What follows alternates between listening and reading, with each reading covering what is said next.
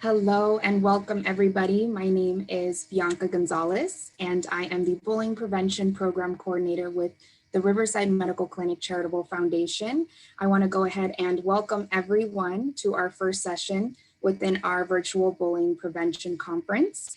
And before we go ahead and begin today's session, I just want to go ahead and share a couple of helpful Zoom tips. I'm sure everybody are aware of these, but I do want to cover some new things that we are going to be providing during today's webinar. So we actually are providing closed captioning services. So if everybody looks down at your screen, we actually have the CC caption and there should be an arrow pointing up.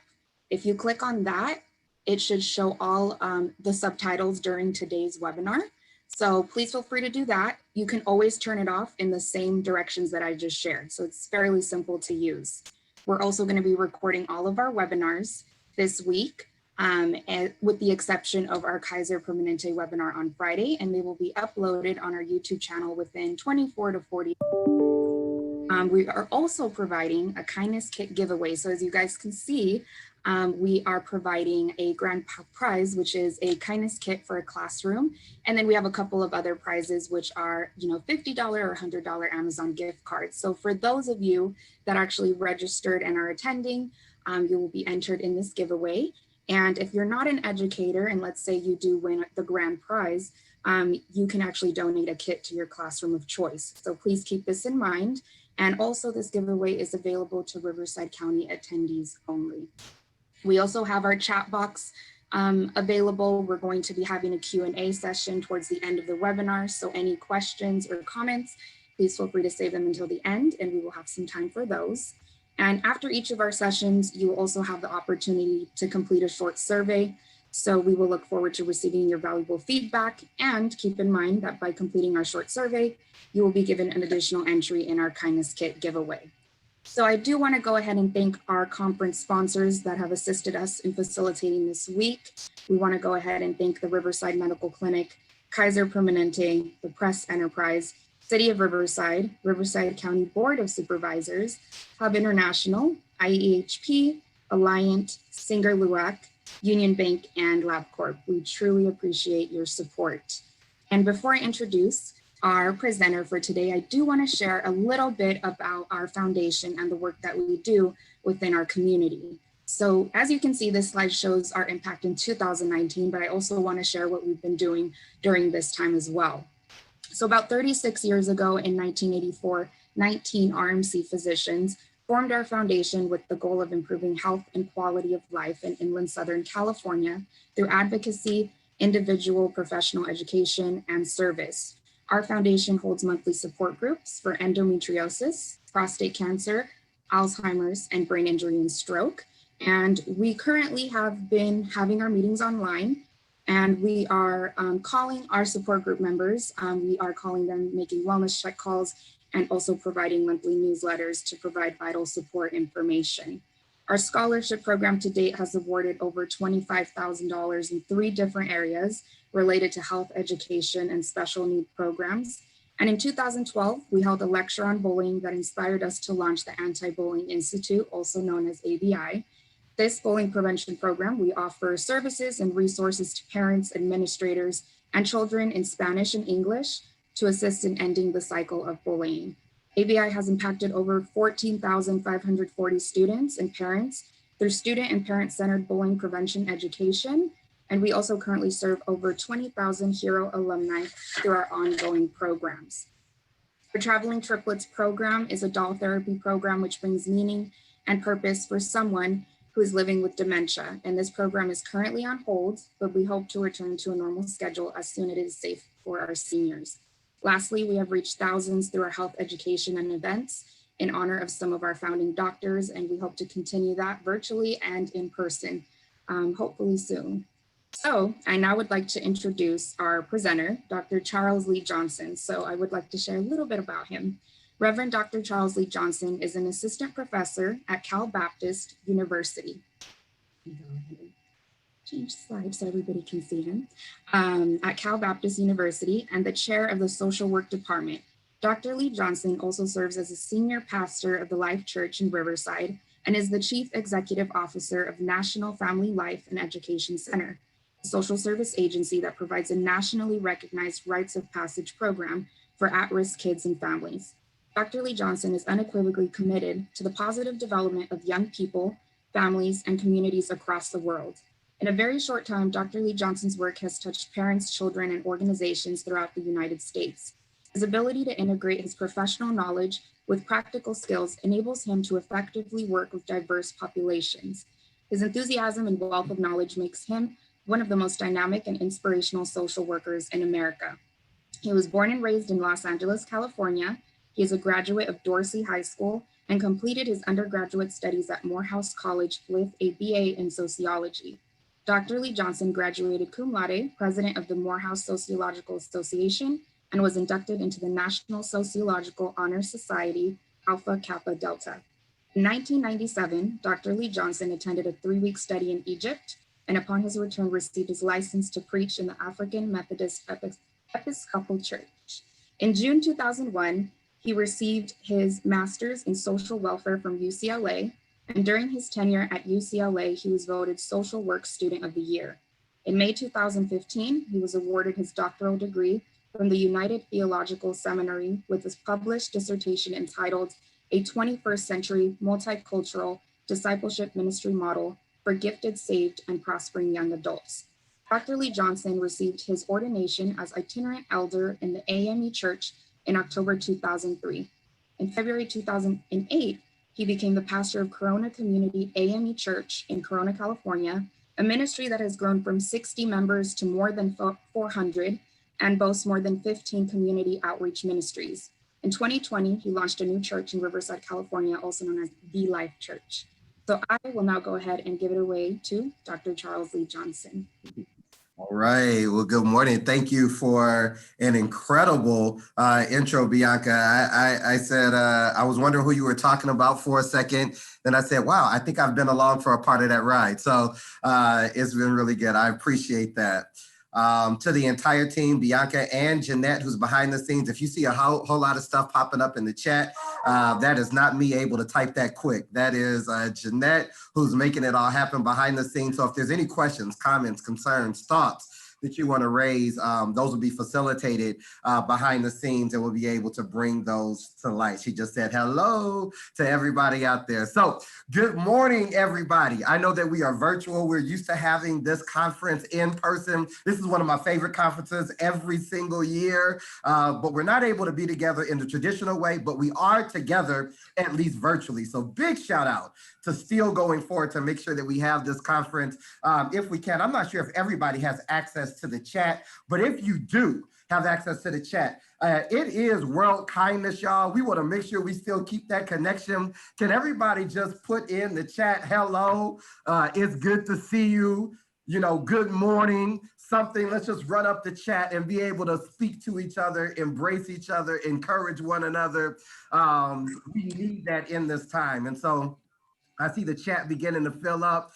Everybody, good morning, warriors. Yeah, I see empathy warriors. I love it. Hello, it's good to see you. Good morning. Oh, I see some friends on here. Good to see you. I see some folks that I know really good. Y'all running it up. This is the way we're supposed to do it. Come on, we got to keep those chats coming in. Hi, from Riverside Unified School District. What's going on? Good to see you. Spreading kindness on this morning. That's what Cassandra said. Hello, everybody still coming in. Good morning. See, when we greet each other like this, that's when we put aside the type of bullying and the types of things that get in our way. It starts with being able to speak to each other. Thank you guys for helping me in this. Hello, good morning. Good to see you. Hey, what's going on, Marlena?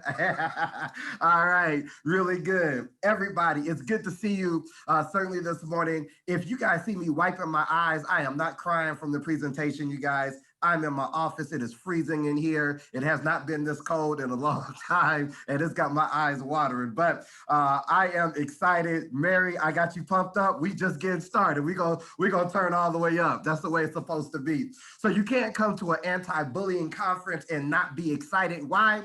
Because we're connected. Black, white, red, brown, yellow, urban, suburban, rural, from all over. united in the fact that we need to be more loving, that we need to spread more hope, that we can heal those who have been wounded in our society. So there is no better work than that. It is indeed a good morning for us because we're alive another day in order to be able to engage in this work. And I'm excited to be able to give this presentation. To all who invited me in order to be here, such a great day, such a good morning. Salute to all of you. And I'm going to get ready to hop in to our presentation today. I hope you guys don't mind. I'm going to share out of the thought of keep hope alive. Keep hope alive. That's going to be our journey for today, is to keep hope alive. I'll try to keep the comments right within about 40 minutes and then stop, and hopefully we can engage in some conversation for those who want to hop in on conversation. So let's get going here.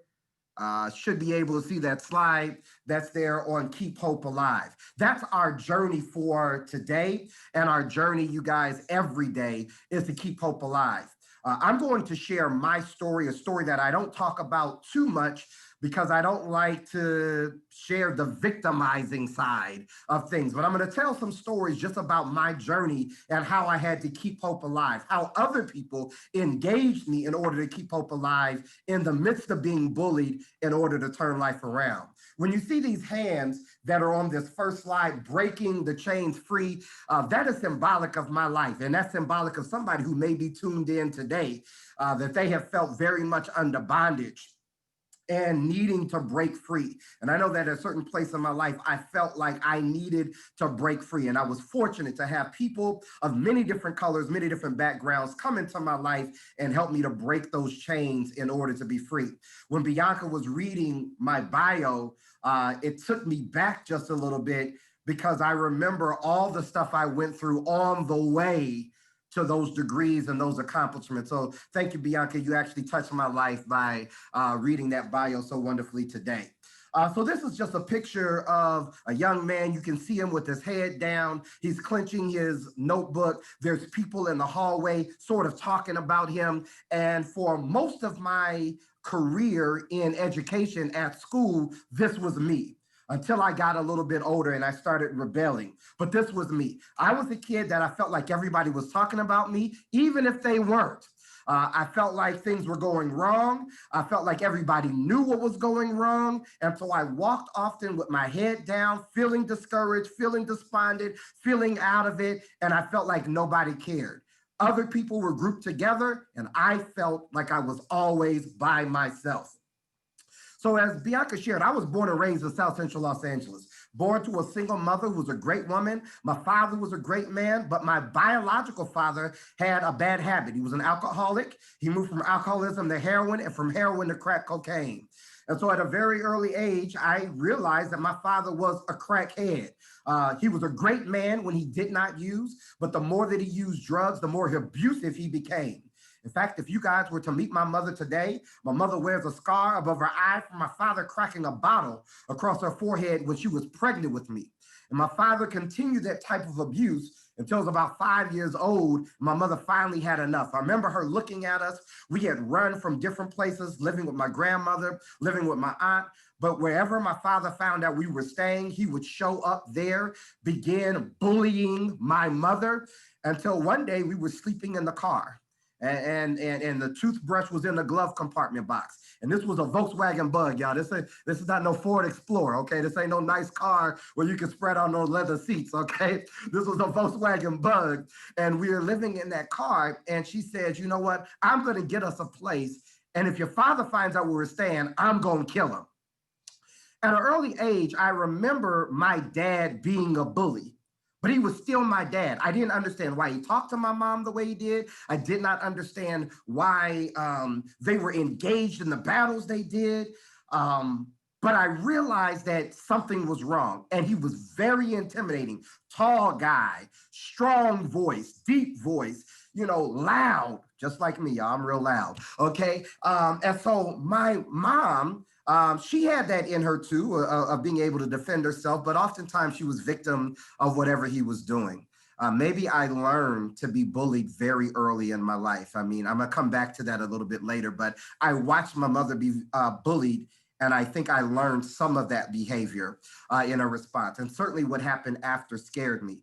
My mom did get us an apartment. We lived on Buttlong in Los Angeles. Anybody knows LA? That's right in the heart of South LA. And we moved into a one-way in, one-way out apartment. It's only one way in there. And for months, we were good. Our lives were rebuilding. My mom had stabilized. She was working on a degree from USC, and things were good.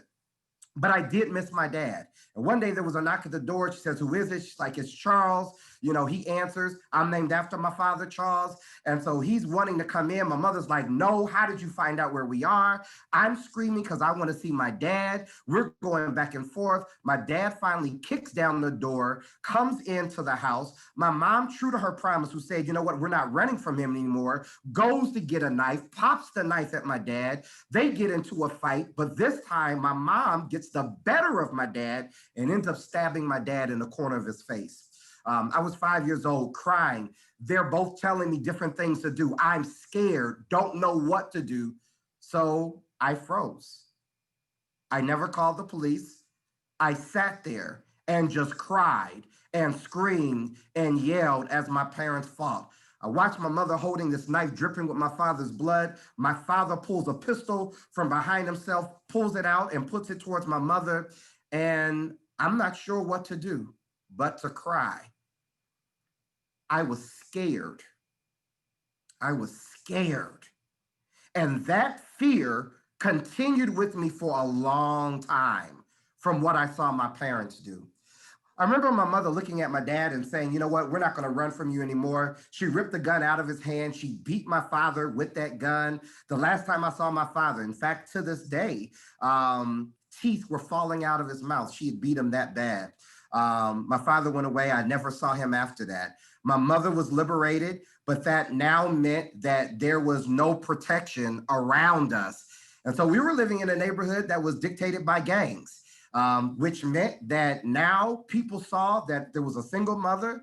There was just me as a young man. There was no protection. And so they came after me to bully me. I was stabbed twice when I was a young man. I'm going to share some real personal parts because I need you guys to understand the fullness of this. So I was stabbed twice by a guy who was getting jumped onto a gang. Being scared, that fear that carried me, I never reacted.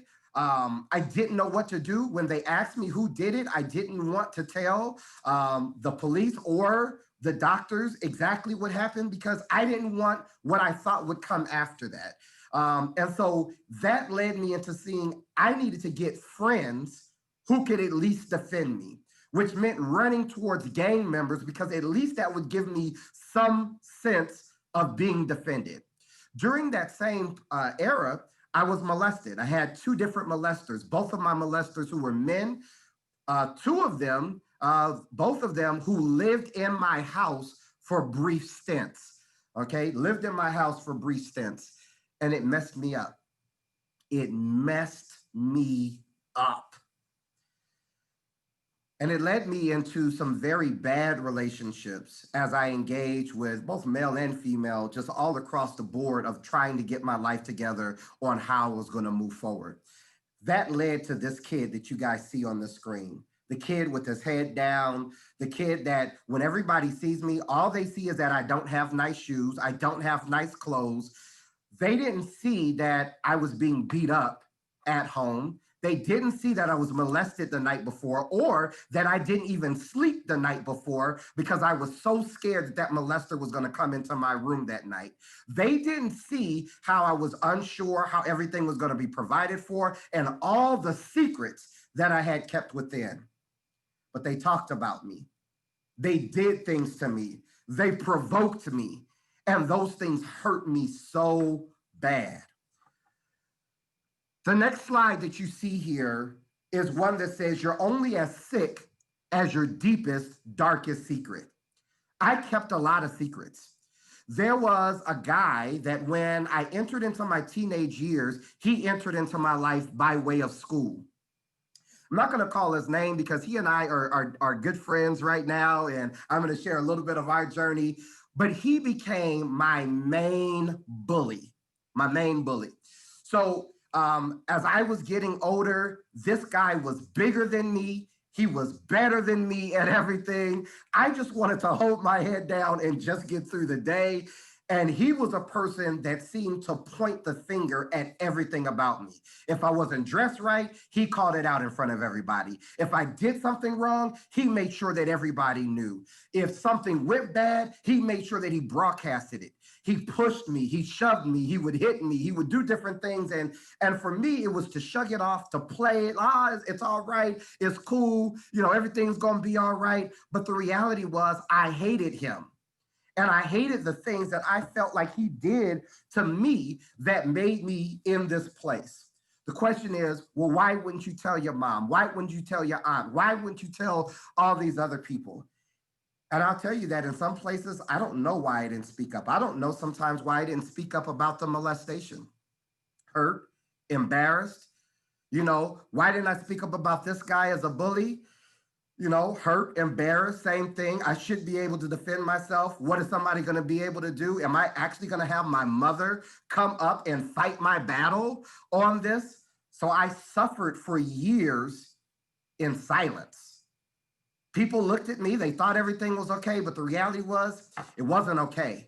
I was suffering and I hated to have to go to school. In fact, I would often hide out. If a teacher would let me come into their room during lunch or nutrition, I would hide out in that room because I didn't want to be out with everybody else for things to occur. Now, most people who know me today wouldn't even be able to imagine that that was part of my life. I'm so extroverted now. But at that point in my life, I just wanted to stay inside so that nobody would mess with me. It was at that point, though, that I met two incredible people. One that was already in my life, and so I didn't meet him, but he began to take a more active role in my life, and another that happened as a counselor that was at my school. And so the first I'm going to say is Ron Johnson. And so when you hear my last name is Lee-Johnson. Johnson is my adopted name. That is my adopted name. My social worker, who I was in, of course, his life, he later on adopted me as a son. Johnson became a part of my name, okay? And so Lee is my biological name. Johnson is my adopted name. He was the one who came into my life and said, you can be different. Right? It's all right that you don't fit in with everybody else. It's all right that you don't have the latest shoes. I never had Nikes. I don't know if some of you guys remember back in the day, they used to have this place called Zodi's. You got to be kind of old school to remember Zodi's. All right. But at Zodi's, you would get shoes, but the shoes would be like in a barrel, big barrel in the middle of the store, right? And these would be no-name shoes. Like you would just reach in there, pick out your shoes, and it would just say shoes on it. Like it wasn't Nikes, they weren't Adidas, they weren't anything special, man. They were just shoes, right? And I had that kind of stuff. And so he was the one who said, you know what? You don't have to fit into that lower fishbowl where everybody's together. You can hop out and just be different, even if your mom can't afford different. That really helped me. The next person that came along was a white guy, Mr. Berger, who was a counselor. And Mr. Berger and I couldn't have been any more different, right? I'm Black, he's white. He seemed like he was pretty well off. I'm broke and poor, right? He looks like he's got it all together. I don't have anything together. And I remember Mr. Berger noticing that I was hanging out in classrooms in high school, and he said, you're being bullied, aren't you? And I remember looking at him like, no, I'm not being bullied, just trying to defend myself. And Mr. Berger said, yeah, you are. And he began walking me on a journey to heal. I tried to throw him off as much as I could. And I want to make this as a statement. In the midst of a time when our country seems so divided amongst race, amongst political agendas and all of that, this was a guy who looked differently than I.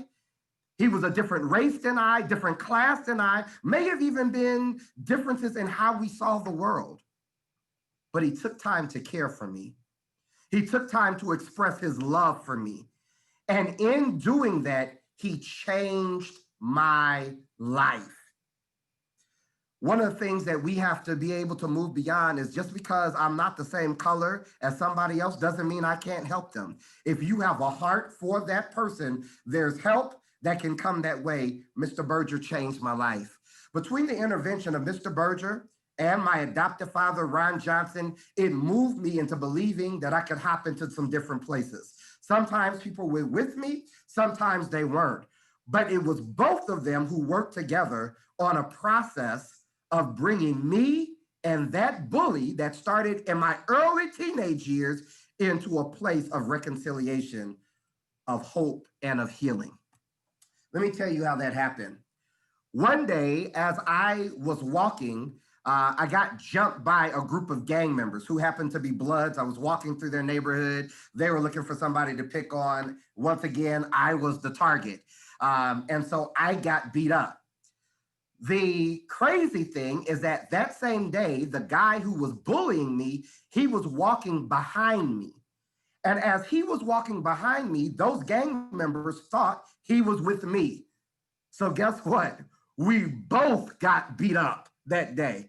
I got beat up and he got beat up. The difference, though, was that because I was used to running from a bully, I ran real fast. So they only got me a little bit. They beat him up bad because he wasn't used to running, okay, from nobody. So we both got beat up, busted eyes, busted lips, bloody cheeks, that kind of thing. But now that we're both in this broken situation, right? The police are talking to both of us. We both got jumped by folks that we don't know. It got reported to our school because we were leaving school at the time.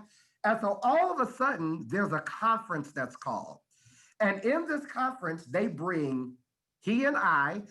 Nobody knows I can't stand this guy because he's been bullying me. But now we're in a meeting together to help each other. His mother is there and my mother is there, right? And as they began going through the process of asking us what happened and this and that, I began to see something in him and he sees something in me that was different. I saw that he had a single mom and I had a single mom. I got to see that he was broke and we were broke as well. I got to see that he had issues with his dad, just as I had issues with my dad. I got to see that his father was struggling with crack cocaine and my father was struggling with crack cocaine as well. It was crazy that in that one meeting, we came to discover that we actually had more in common than we had different. He picked on me because in his mind, he was trying to exert the pain that he felt. I ran from what he was doing because I was holding in all the pain that I felt. The reality is that both of us were in pain. It's ironic that being jumped by that gang actually began the process of healing for both of us. In that meeting, his mom and my mom, they met and they became friends. The last thing I wanted, because now all of a sudden I was trying to escape this guy at school. Now my mom is like, we're gonna go over to their house to have dinner. And I'm like, oh my God, she's trying to make us besties, right? I'm not trying to be best friends with this guy. But all of a sudden we're around each other all the time. We even get put into the same martial arts class. We're on the same basketball team. I mean, everything is now starting to happen together. But as that occurs, you guys can only imagine how that was for me. But as this occurs, you guys, it starts to bring real change for my mom and for his mom, and certainly for both of us. We began a process of healing. The bully and the bullied were on a journey to become friends. I want to talk about how that happens. So there's an old statement that says grieving together is a matter of survival. Grieving together is a matter of survival, that sometimes the best way to survive a tense situation is to understand each other's story and to be connected to one another. What happens for most situations where there's a bully and there's a victim or survivor of bullying is that they're both going through things, but they don't know the story of one another. As my friend and I got to know each other and got to know each other's story, we found out that we could survive better by holding on together. I realized his pain. He realized my pain. It joined us together because we were forced to share space, forced to know each other's story. I saw his face when his dad didn't show up for a weekend visit, and he was excited thinking his dad was going to pick him up, and his dad never picked him up. And then my mom said, well, why don't you come over to our house so you guys can hang out? And I saw the pain, the tears coming down his eyes. I never knew he had a weakness. But in that moment, I saw his weakness. He saw my pain when I never had a dad show up to pick me up, when I was envious of others whose dads took them for baseball or basketball or different things. I was hurt as I watched that. And he saw my tears and saw my pain, and he stood right there with me. I believe even our mothers saw the grief within one another. And as they saw the grief within one another, as they saw the struggles of what they were going through, they too held on to each other. Our families became one family. Today, I am the godfather of one of his children. Today, every time I have a family function, this guy is present at every single function. Today, he and I are the best of friends. And today, both of us work in social services, working with kids who were very similar to both of us. Isn't that amazing? Pain actually transformed into power. And if that's one of the first things I can lift up to everybody here, whether you are in school, whether you are a counselor, whether you are a teacher, whether you are an educator, a community activist, is to understand this, that everybody that's going through a mess, their mess can become their message. Their adversity can become their advantage. Their obstacle can become their opportunity, and their pain can be transformed into power. When we understand each other's story, when we stand with one another, when we encourage one another, we can survive in a better way. Generally, we're all going through something.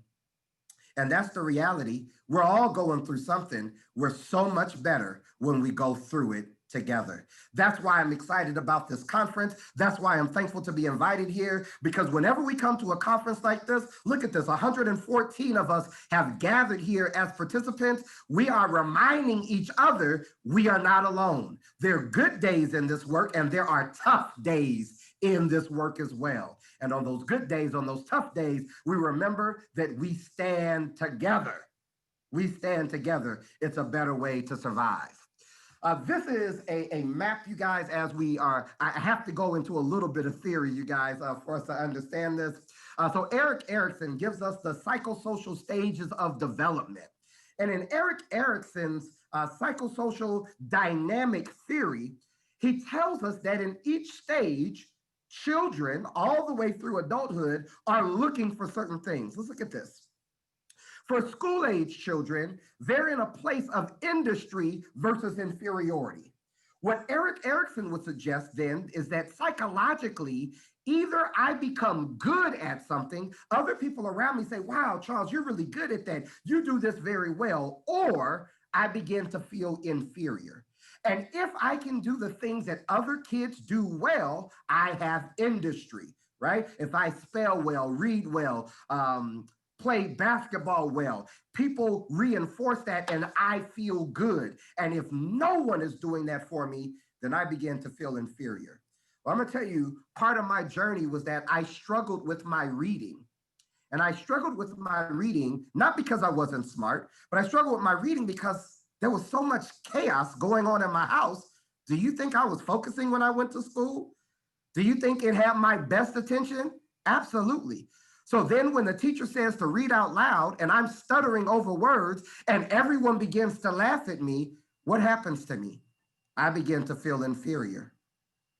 When everybody else is playing kickball and they have on tennis shoes that allow them to do well, but my mother sent me in penny loafers, right?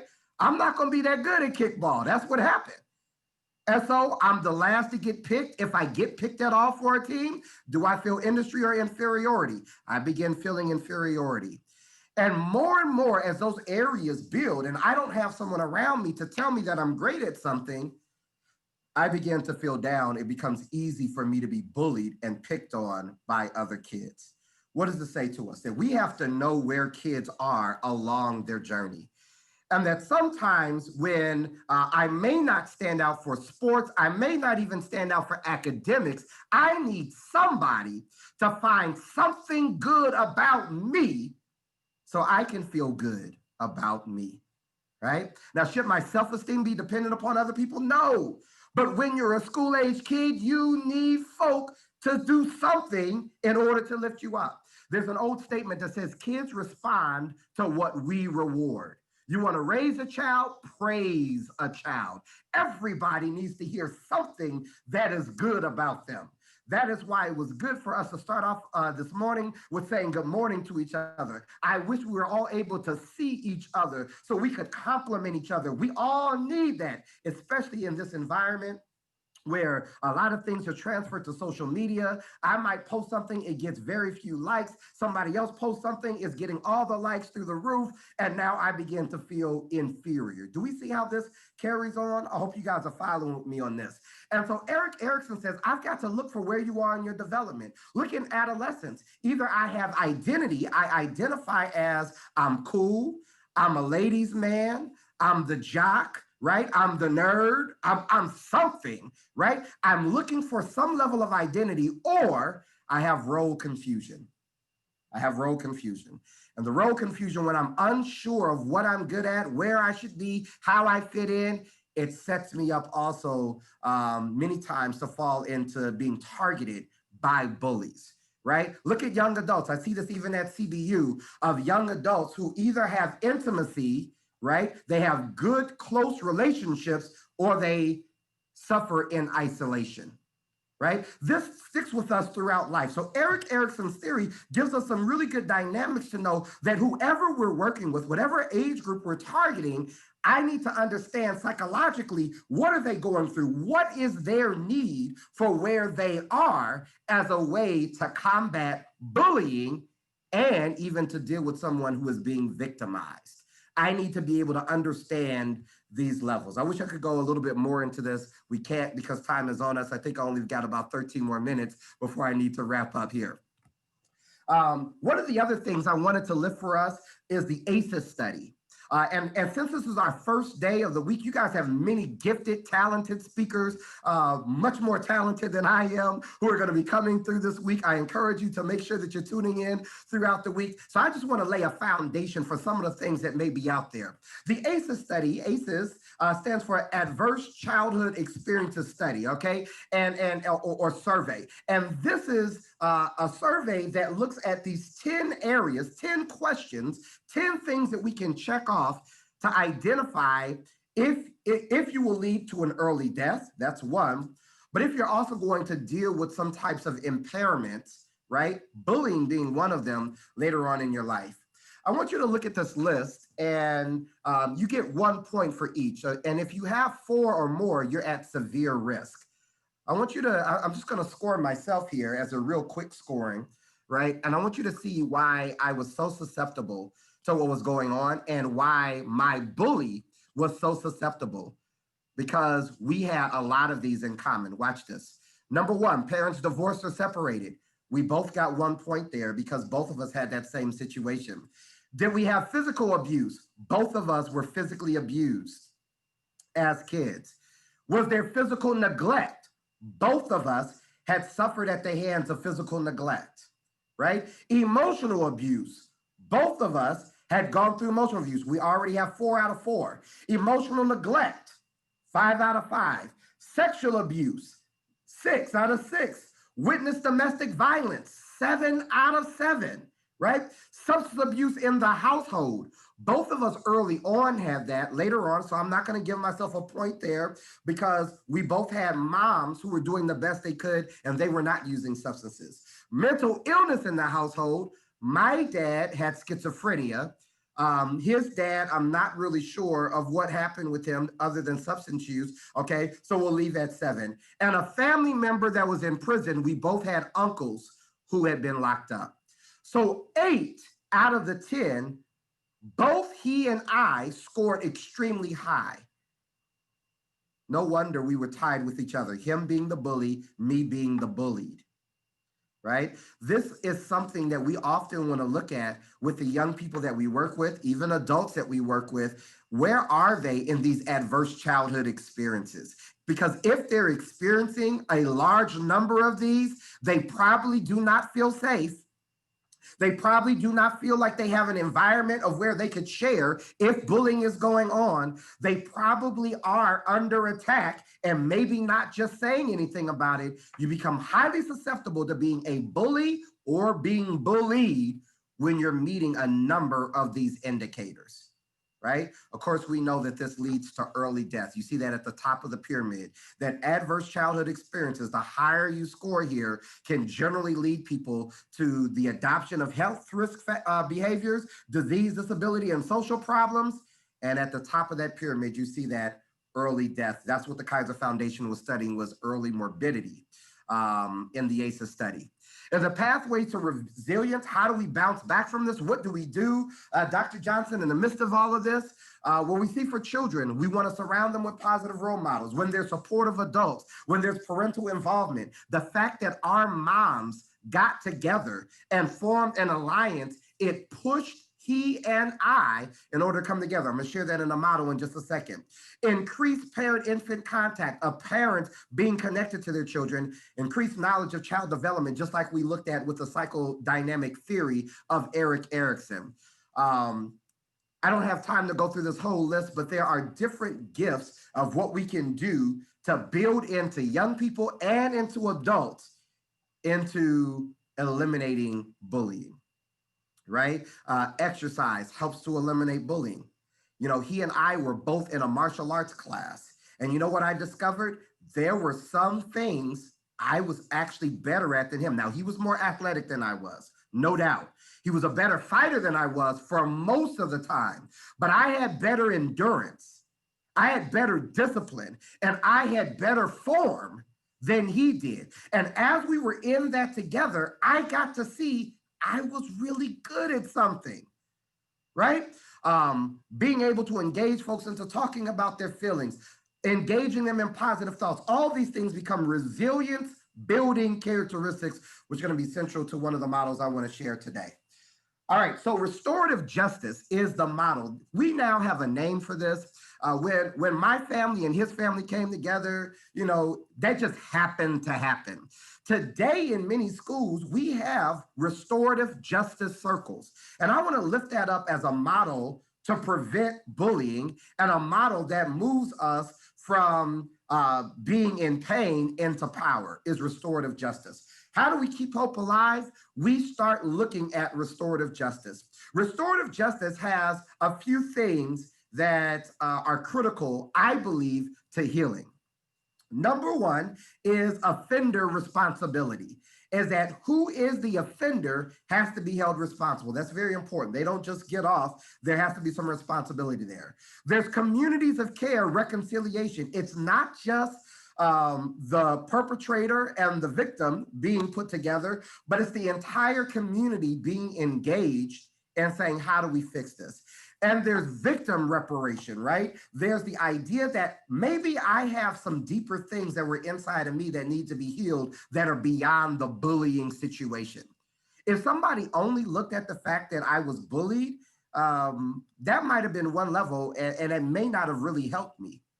The fact that somebody, when they saw that I was being bullied, but they dug deeper and said, he's also been molested, he's also being abused, he's also going without some things, we need to help in this situation. When they address those underlying issues, it allowed me to come out and emerge as someone a lot greater than where I was. I want to look at these types of justice when we're in education. We got 6 minutes, y'all, 6 minutes. We have retributive justice, which is rooted in punishment, focuses on the offense, aligned with the zero tolerance approach. You do something, we go ahead and take you down. If you're bullying somebody, detention, suspension, expulsion, right? That's retributive justice. What we've discovered is that retributive justice generally does not lead us where we need to go. There's rehabilitative justice, which is rooted in rehabilitating the offender. So everything is focused on, hey, he has been bullying you, let's fix him, right? That's going to be helpful in some ends, but we see this even in our prison system. Has this worked? Largely, it hasn't worked because it's working on the offender, but it's not doing anything to address those peripheral forces that may have been at place that guided the offender's actions. I mean, look at the fact that my offender, my bully, he was actually in pain himself.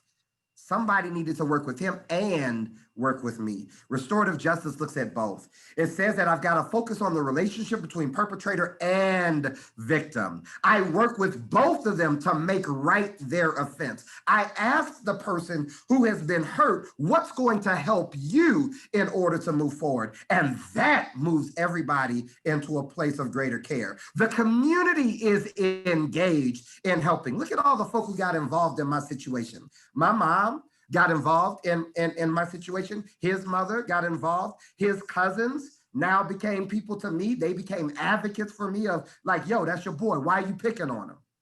Right? They stood up for me. My cousins now knew his cousins and his friends. So now they're involved in sticking up with me. Now we're both in martial arts. That was something that never happened in my life before. But now we're there. His mom actually helped pay for me being in martial arts. So now we have that together. That's a larger community. We now began to do things together. The community was involved in our restoration. It led us into a lifelong friendship. That is my brother. I love him so much. I love him so much. This is our journey. When we're pulling people together in restorative justice, and I think you guys will hear more about this throughout the week, there are 7 things that generally happen in a restorative justice circle. Number 1 is that we respect the talking piece. Whatever we're using in order to guide who speaks, we respect it. Number 2, we all speak from our heart. As I got to hear his story, he got to hear my story, we both began to heal, right? I listened and said, dang, I didn't know he was going through that. He listened and was like, whoa, I didn't know you were going through that. It moved us into being able to speak with respect, to listen with respect. We both remained in that circle, working with each other, on each other, our mothers working with us on each other. We honored our situation. No, everybody at our school didn't know what we both were going through. But now we were joined together because we knew each other's story. We took up for each other. We stood with each other. We believed in one another. We were able to go forward.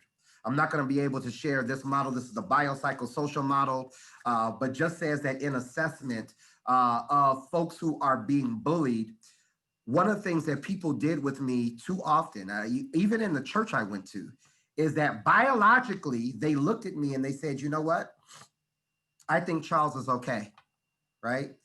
If they would have taken a chance to look at psychologically and socially where I was, they would have seen I was not okay.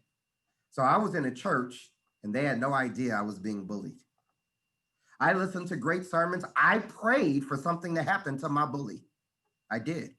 I prayed for horrible things to happen because I wanted to get out of that situation. I even came to a place, if you guys were able to see my wrist, where I have cut marks on my wrist where I was that discouraged, I began cutting myself. When folks began to look deeper into the psychological and social, they began to discover the real me. I began to tell my story. I want to encourage all of us who are working with young people, be sure that you're not just looking on the outside. Ask the deeper probing questions. There's always a story that's there. Of course, with this type of work, CBT becomes a great methodology to work with, cognitive behavioral therapy. So for everyone who's out there, CBT, very simple to understand. It's looking at how a person feels that guides how they think, that dictates their behavior. So where do I start? I start with the emotions. How are you feeling? What is going on inside of you? And generally, we know that someone who is being victimized is not going to share that. I've got to dig deep in order to get those feelings out, but that will help me to understand why they think the way they think, even for the bully, right? It all is rooted in those emotions, which is triggering that behavior. The bully is not a bad, evil person. The bully is generally a person who's in pain, right? And we deal with people who are in pain and people who are bad in different ways. If we want to lead people to healing, we want to deal with that base emotion. That base emotion usually is pain. We have to deal there. So what are the techniques? Regulation, reframing, and resilience. I'm out of time. Regulation, reframing, and resilience. Regulation, to identify what are the triggers that are there, helping to reframe of how I see my personal experience, and then resilience. How do I get skills in order to bounce back from what I'm going through? When the bully and the bullied are being engaged in this regulation, reframing, and resilience, it leads to some incredible things. The restorative justice model puts us in a team, which says together everyone achieves more. I know this, I'm a better person because me and my former bully became a team. Because my mom and his mom became a team. Together, we achieved more. I'll end with this story. Many of us have not seen an airport in a long time because of COVID, y'all. So I decided I'd show you that this is what an airplane looks like. It's interesting when they design airports, they design the runway to go against the way in which wind blows into the airport. Never made sense to me because I always thought the wind should be behind the plane to help the plane to take off. But the key is when they build a runway for the wind to actually beat against the plane. The key for the plane is to never stop, never slow down, never quit, but to press against the wind. The wind beats harder against the plane, and the plane picks up even more speed and presses against the wind until soon the wind that is coming against it moves under it, allows for lift to take place, and allows for the plane to fly. I share that with everyone who is on this webinar right now, because as we are all on the runways of our lives, there are many different winds that are blowing against us. When you look at our nation, there's the wind of COVID-19. There's the wind of racial division. There's the wind of ideological division. When you look at our personal lives, sometimes that wind is financial. Sometimes that wind is who we work with. When you are a student, sometimes those winds are what's going on in your house. Sometimes that wind is what's happening in your family. Sometimes that wind are your friends and your peers. I want to say this to everybody that is here today, no matter what your situation is. I want to tell you the same thing they say to that plane. Do not stop, do not slow down, and do not quit. Whatever is against you, I encourage you today to keep on pressing against that wind. My promise to all of you is that the same things that are against you today will be the same things that are under you tomorrow, allowing all of us to lift and fly to the great places that God is destined for us to reach. I believe that. When we keep going, when we stand with each other, when we operate in positive models, we can keep hope alive and fly to great places. I pray that that was a blessing to all of you guys. Just wanted to share from my heart there. We're at 10:53, so I want to stop there. I see you, Bianca, on the screen. Thank you. I'll turn it over to you. Thank you so much. I just think first and foremost, we just want to thank you for sharing your story. I think this presentation is much needed for a Monday morning to kick off this week. And I just really appreciate you sharing your story, this positive and uplifting message. The chat box is, it's popping right now. So we have a lot of messages coming in. So this is amazing. So I want to just leave some time for anybody if there's any questions or comments. There's a lot of comments, so just a lot of thank yous. Dr. Lee Johnson, Janet Gray just noted, amazing. I actually learned something new that I can apply into my daily work with students. They want to thank you for your strength and for sharing your story. They love your encouraging spirit. And then Josephine shared, from experience, we can turn into a positive in healing. A lot of thank yous. Yes, we will be sharing this presentation with you all so you can have this information, and just letting you know it's such a great story of overcoming adversity, and they love your energy. We do have one question from Stephanie Granados, and she asked, what suggestions, actually, let me move it up a little bit because there's so many coming in. What suggestions do you have for perpetrators or victims when they don't want to participate in restorative justice? Yeah, that's a good one. I was one of those. Stephanie, thank you for that question. I was one of those.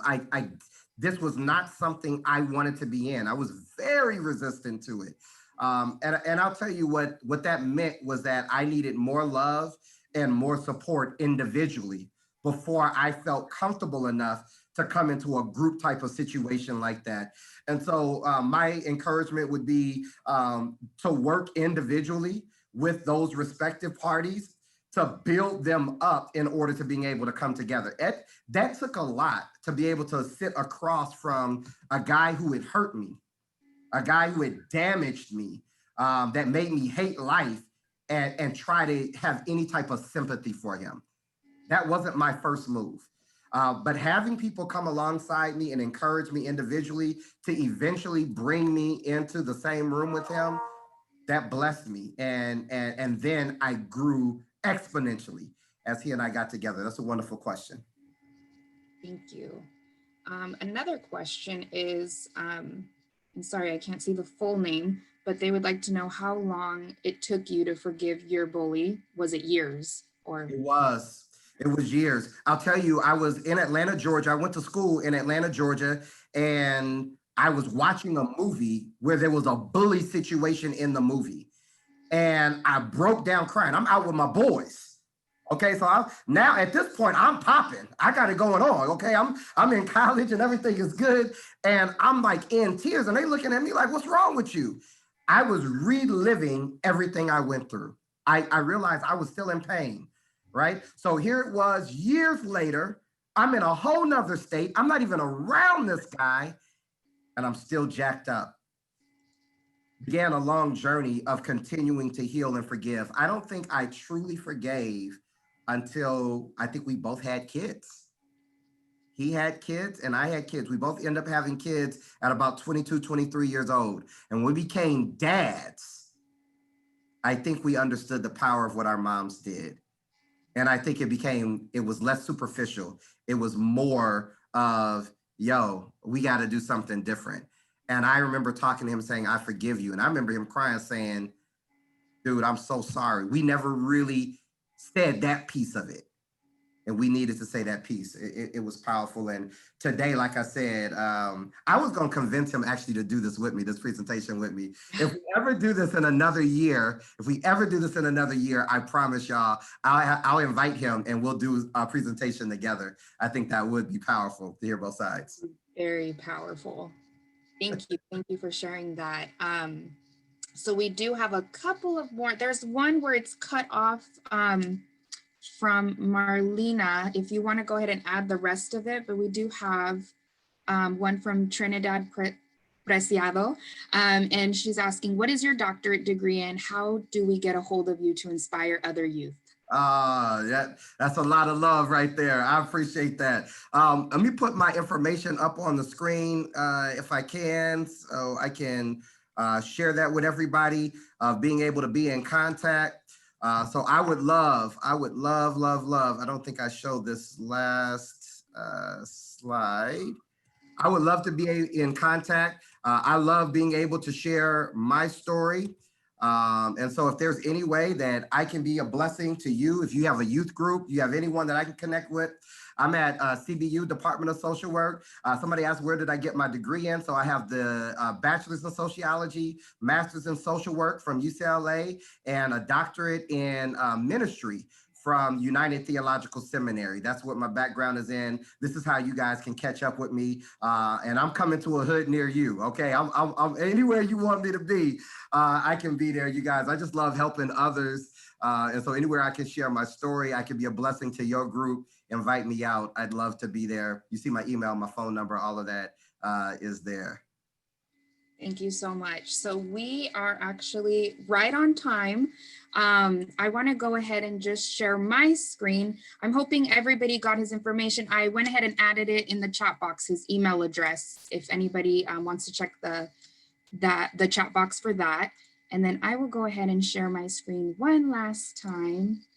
And I just want to share some information regarding just following us on social media. Please be sure to subscribe to our YouTube channel. This webinar was recorded, so we will definitely upload that within 24 to 48 hours, but please feel free to follow us. We're on Facebook, Instagram, Twitter, we're on LinkedIn as well. And then aside from today's amazing webinar, we have more today. We have 2 more today, and then we have a couple more throughout the week. So please feel free to check them out. You can register for whichever one you would like via our website. And I just want to go ahead and just end it with just thanking everybody for attending. I want to go ahead and thank Dr. Lee Johnson just for spreading this message of hope on this Monday morning. And then I just want to thank everybody all together in just being a part of a community against bullying with our theme. So through kindness, empathy, and inclusion. So I'm going to go ahead and stop sharing my screen. And thank you everyone for attending today. We truly appreciate it. And thank you, Dr. Lee Johnson. My pleasure. Everyone, have an amazing day. Make it a great day. All right. It's not going to just be a good day. You got to make it a great day. Let's make it a great day. But we've already started off positive, you guys. Take care. Thank you for allowing me to share. Bianca, big hugs to you. Big hugs. That's how we do hugs in COVID. All right. It's like through the screen like that. Thank you, everybody. Bye-bye. See you.